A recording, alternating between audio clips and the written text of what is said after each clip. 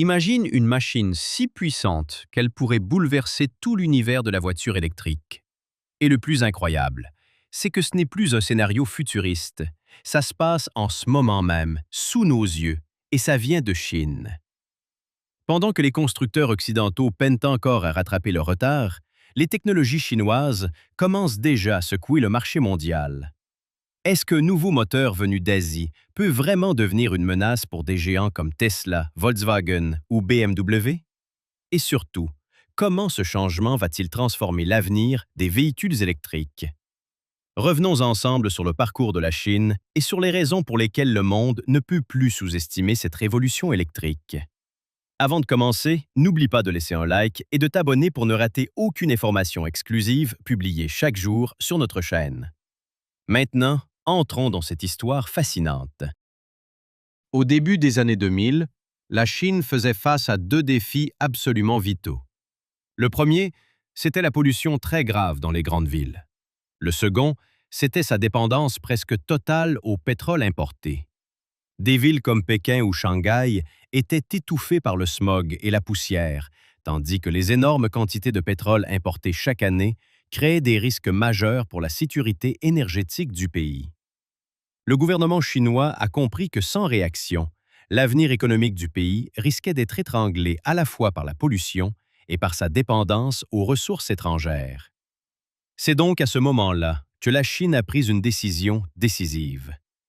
Au lieu de continuer à perfectionner des moteurs thermiques traditionnels, elle a choisi de miser massivement sur les voitures électriques, un secteur que l'Occident considérait encore à l'époque comme trop cher, trop luxueux et peu réaliste.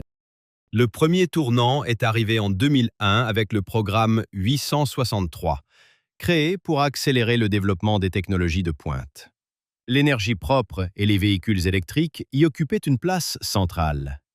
Puis, au milieu des années 2000, le plan New Energy Vehicle a été lancé. Il a posé les bases des voitures électriques à batterie, des hybrides rechargeables et même des véhicules à pile à combustible à hydrogène. Mais la politique la plus influente a probablement été le vaste programme de subventions mis en place à partir de 2010. Les particuliers recevaient une aide pour acheter une voiture et les entreprises étaient soutenues pour produire davantage. Cette stratégie a déclenché une vague d'investissement et de consommation jamais vue auparavant. La ville de Shenzhen est rapidement devenue le laboratoire le plus réussi de cette stratégie. Entre 2010 et 2017, elle a électrifié l'ensemble de ses 16 000 bus publics. Shenzhen est ainsi devenue la première ville au monde à disposer d'un réseau de bus entièrement électrique. Les résultats ont été impressionnants. Les émissions ont fortement diminué, la qualité de l'air s'est nettement améliorée, et Shenzhen est vite devenu un modèle que de grandes villes comme Londres ou Paris ont commencé à vouloir reproduire. En parallèle, la Chine a mis en place, en 2017, une politique obligatoire appelée Dual Credit System. Avec ce mécanisme, tous les constructeurs automobiles devaient produire une certaine proportion de véhicules électriques. Ceux qui n'atteignaient pas leurs objectifs devaient acheter des crédits à des entreprises ayant dépassé leur quota, comme BYD ou NIO. Cette politique a forcé toute l'industrie automobile chinoise à changer de direction. Elle a provoqué une vague d'innovations parfois imposées, mais incroyablement efficaces. Après plus d'une décennie, le résultat est spectaculaire. Partie d'un marché encore modeste, la Chine est devenue le plus grand producteur et le plus grand consommateur de véhicules électriques au monde. Des marques comme BYD, NIO ou XPeng ne se développent plus seulement sur leur marché national. Elles partent désormais à la conquête de l'Europe et de l'Amérique latine. Elles défient directement Tesla, Volkswagen et de nombreux constructeurs historiques. En même temps, l'infrastructure de recharge a été déployée à une vitesse impressionnante dans tout le pays. Des millions de bornes couvrent aujourd'hui les principales villes, ce qui réduit fortement la peur de tomber en panne de batterie. En 2023, près de 40% des voitures vendues en Chine étaient électriques, un niveau largement supérieur à la moyenne mondiale. L'Europe a même commencé à s'inspirer du modèle de subvention autrefois mis en place par Pékin. Et grâce à son contrôle de la chaîne d'approvisionnement des batteries, avec des géants comme CATL et BYD, La Chine ne domine pas seulement le marché de la voiture électrique. Elle contrôle également une partie essentielle de l'énergie du futur. Alors que le monde parle encore beaucoup de Tesla, la Chine a provoqué un nouveau choc industriel avec la BYD Seagull, une petite voiture bon marché capable de transformer le marché mondial. En Occident, on associe souvent la voiture électrique au luxe et aux prix élevés. La Seagull prouve exactement le contraire. Une voiture électrique peut devenir aussi accessible qu'un smartphone. Tout le monde peut en posséder une. La Seagull ne cherche pas à impressionner avec un design excessivement sophistiqué. Elle se concentre surtout sur les technologies essentielles. Elle utilise une batterie LFP sans cobalt, moins coûteuse, plus sûre et durable. Une seule recharge permet de parcourir près de 320 km, ce qui est largement suffisant pour la plupart des trajets urbains. BYD a aussi simplifié la conception du véhicule au maximum. La voiture n'a qu'un seul essuie-glace, moins de composants, un poids plus léger et des coûts d'entretien plus faibles, tout en conservant les performances nécessaires. Ses dimensions compactes la rendent très maniable en ville, mais son intérieur est bien plus spacieux que ce que beaucoup imaginent. Les sièges sont confortables, l'écran de commande est simple et l'utilisation est pensée pour être accessible au plus grand nombre. Ce qui fait de la Seagull un symbole, ce n'est pas seulement son prix réduit, c'est surtout la philosophie derrière ce modèle. Une bonne voiture électrique n'a pas besoin d'être chère. Pendant que l'Occident continue de voir les véhicules électriques comme des produits haut de gamme, BYD les transforme en produits de masse. C'est exactement pour cette raison que cette petite voiture avance rapidement en Europe et en Amérique latine, là où les gens recherchent des véhicules propres, économiques et accessibles. BYD, qui signifie Build Your Dreams, n'est plus depuis longtemps un simple constructeur automobile. C'est devenu un immense groupe industriel. Rien qu'au troisième trimestre de 2024, BYD a réalisé 28 milliards de dollars américains de chiffre d'affaires, dépassant Tesla. Son secret repose sur l'intégration verticale. BYD fabrique presque tout elle-même, des batteries au moteur, en passant par le châssis et les logiciels. L'entreprise dépend donc beaucoup moins des fournisseurs extérieurs. Grâce à cela, BYD contrôle mieux la qualité, réduit plus efficacement les coûts et réagit plus rapidement aux évolutions du marché. Petit à petit, elle montre que la Chine ne se contente plus de copier. Elle avance désormais plus vite dans la production, l'efficacité industrielle et l'innovation. À côté de la Seagull, des marques comme NIO et XPeng ouvrent elles aussi une nouvelle ère de véhicules électriques abordables, mais très avancés sur le plan technologique. Les voitures électriques ne sont plus de simples machines. Elles deviennent peu à peu des robots sur roues. NIO, par exemple, développe des systèmes d'assistance à la conduite extrêmement sophistiqués. La voiture peut se garer seule, se déplacer sur autoroute, répondre à des commandes vocales naturelles et même apprendre les habitudes du conducteur. Leur ambition est de transformer la voiture en un compagnon intelligent, capable de comprendre ce que tu veux avant même que tu aies besoin de le dire.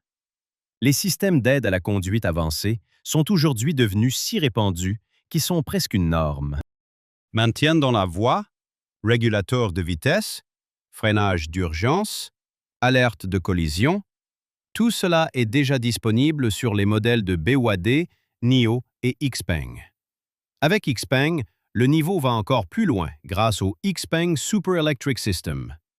Il s'agit d'un système hybride intelligent qui combine l'électricité et l'essence avec une autonomie de plus de 1450 km après une recharge et un plein de carburant. C'est une solution particulièrement adaptée aux régions qui comptent encore peu de bornes de recharge et cela élargit énormément le potentiel des véhicules électriques dans les pays en développement. À l'intérieur, les voitures électriques chinoises n'ont rien à envier aux modèles de luxe occidentaux. Sièges en cuir, climatisation intelligente, grands écrans, conduite douce et silencieuse. Tout cela est proposé à un prix qui peut représenter seulement un tiers de celui d'une Tesla ou d'une BYD. C'est précisément cette combinaison entre prix bas et confort élevé qui inquiète réellement les constructeurs occidentaux. Ils ne perdent pas seulement sur les tarifs, ils prennent aussi du retard sur la vitesse de développement. Mais derrière l'image brillante de la révolution électrique chinoise se cache une réalité bien plus complexe. La question de savoir si la voiture électrique est vraiment écologique ne dépend pas seulement de ce qui sort du pot d'échappement. Elle commence profondément sous terre, là où sont extraits les métaux rares nécessaires à la fabrication des batteries.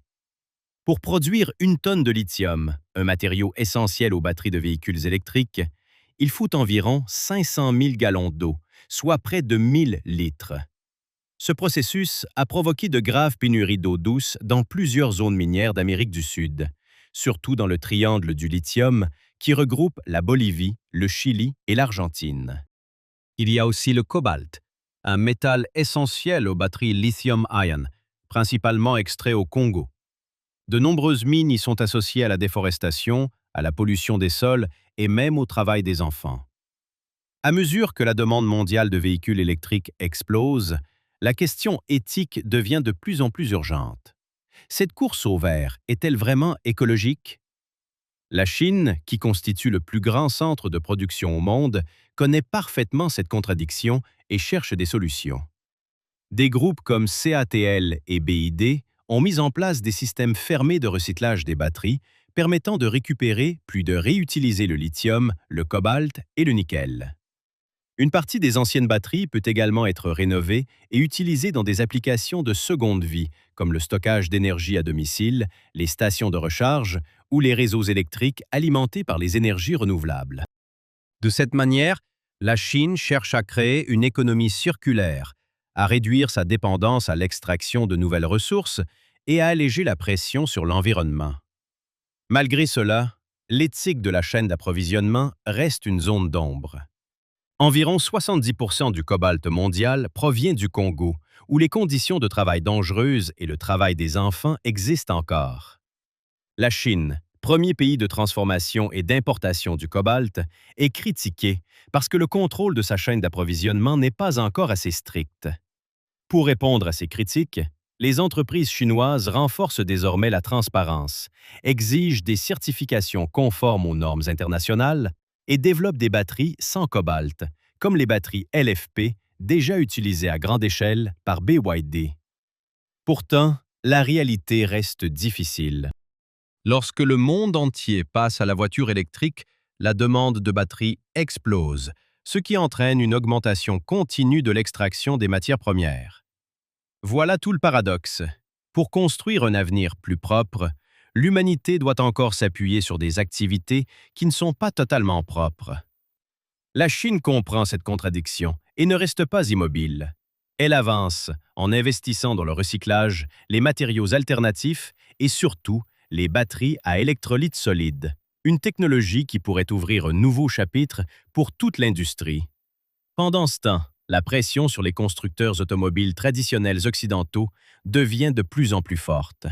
Des marques autrefois emblématiques comme Toyota, BMW ou Mercedes doivent affronter une réalité difficile. Leur ancien modèle économique, basé sur les moteurs thermiques, devient rapidement dépassé. Les bénéfices diminuent, les parts de marché se réduisent et leurs véhicules électriques ne peuvent pas encore rivaliser avec les modèles chinois sur les prix. En Europe, de plus en plus de consommateurs choisissent BYD ou NIO, pas seulement parce qu'ils sont moins chers, mais aussi parce qu'ils offrent plus que ce que beaucoup attendaient. Une grande autonomie, un design séduisant et des technologies modernes. En Amérique latine et en Asie, où les consommateurs sont particulièrement sensibles au prix, les véhicules électriques chinois dominent presque le marché. Au Brésil, au Chili ou en Indonésie, les BYD Dolphin et Seagull deviennent rapidement les symboles d'une nouvelle transition énergétique. En Europe, l'Union européenne se retrouve face à un dilemme. Elle veut encourager les voitures électriques, mais les modèles les moins chers viennent de Chine. Certains pays envisagent des droits de douane ou des restrictions sur les importations. Mais ces mesures semblent seulement capables de ralentir la vague de voitures électriques asiatiques bon marché, pas de l'arrêter. Même les grands groupes comme Tesla et Ford ne peuvent pas rester en dehors de cette compétition. Elon Musk a déjà reconnu que la Chine pourrait devenir le concurrent le plus dangereux de Tesla, non pas parce qu'elle copie, mais parce qu'elle produit plus vite, moins cher et avec davantage de flexibilité. Il a averti que, sans mesure de protection, les constructeurs occidentaux pourraient même être repoussés sur leur propre marché américain. Jim Farley, le PDG de Ford, a lui aussi été très clair. Selon lui, ils ne peuvent pas se permettre de devenir arrogants. Les constructeurs chinois font aujourd'hui ce que l'Amérique faisait au XXe siècle, produire mieux à des coûts plus bas. Bien sûr, la Chine doit encore relever ses propres défis. L'infrastructure de recharge dans les zones rurales reste limitée, ce qui empêche la diffusion des véhicules électriques d'être parfaite à l'échelle de tout le pays. En plus de cela, les énormes subventions de l'État, qui ont longtemps été le principal moteur du boom des véhicules électriques, sont progressivement réduites. Cela oblige les constructeurs à démontrer leur véritable compétitivité, au lieu de continuer à dépendre des aides. Mais cette pression rend justement les entreprises chinoises plus créatives, plus flexibles et leur permet de conserver leur avance dans la course mondiale. Et dans cette course, l'arme ultime que la Chine détient, ce sont les batteries. Les batteries représentent jusqu'à un tiers du coût de production de véhicules électriques. Celui qui contrôle les batteries peut façonner l'avenir de la mobilité électrique. Aujourd'hui, la Chine produit plus de 70% des batteries lithium-ion mondiales. Des entreprises comme Sattle, BYD et Salbe fournissent presque tous les grands constructeurs, de Tesla à BMW en passant par Mercedes. Et la Chine ne se contente pas de produire. Elle contrôle également une grande partie de la chaîne des matières premières, depuis l'extraction en Afrique et en Amérique du Sud, jusqu'au raffinage et à la fabrication des cellules sur son territoire. C'est un avantage stratégique que les États-Unis et l'Europe pourraient mettre des décennies à rattraper. Ce qui impressionne le monde entier, c'est la vitesse d'innovation des entreprises chinoises de batteries. Sattle a présenté une batterie capable de récupérer plus de 595 km d'autonomie en seulement 10 minutes de recharge. C'est une avancée énorme dans le domaine de la recharge rapide. Mais la percée la plus importante pourrait être celle des batteries à électrolyte solide, où l'électrolyte liquide est remplacé par un matériau solide.